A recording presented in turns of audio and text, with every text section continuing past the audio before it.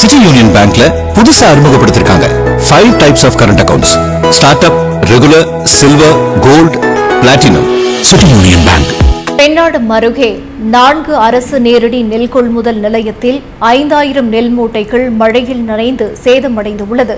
கொள்முதல் செய்யப்பட்ட 25000 நெல் மூட்டைகள் குடோனுக்கு எடுத்துச் செல்லதால் தேக்கம் அடைந்துள்ளது. கடலூர் மாவட்டம் பெண்ணாடம் அருகே ஆதமங்கலம், மேலூர், தோலார், சாத்தநத்தம் உள்ளிட்ட கிராமத்தில் 4 அரசு நேரடி நெல் கொள்முதல் நிலையங்கள் உள்ளன.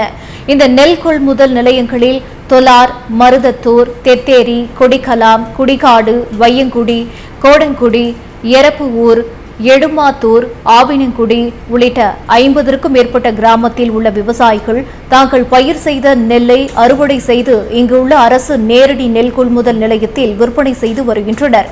3 நாட்களாக இப்பகுதியில் மாலை இரவு நேரங்களில் மழை விட்டுவிட்டு பெய்வதால் விவசாயிகள் கொண்டு வந்த 5000 நெல் மூட்டைகள் மழையில் நனைந்து சேதமடைந்துள்ளது.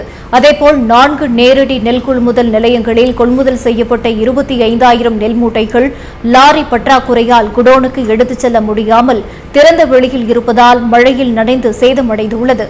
மேலும் இப்பகுதியில் தொடர்ந்து மழை பெய்து வரும் நிலையில் விரைவாக விவசாயிகளின் நெல்லை கொள்முதல் செய்ய வேண்டும் என்றும் கொள்முதல் செய்யப்பட்ட நெல்மணிகளை லாரிகள் மூலம் குடோனுக்கு ஏற்றி அனுப்ப வேண்டும் என்று விவசாயிகள் கோரிக்கை வைத்துள்ளனர்.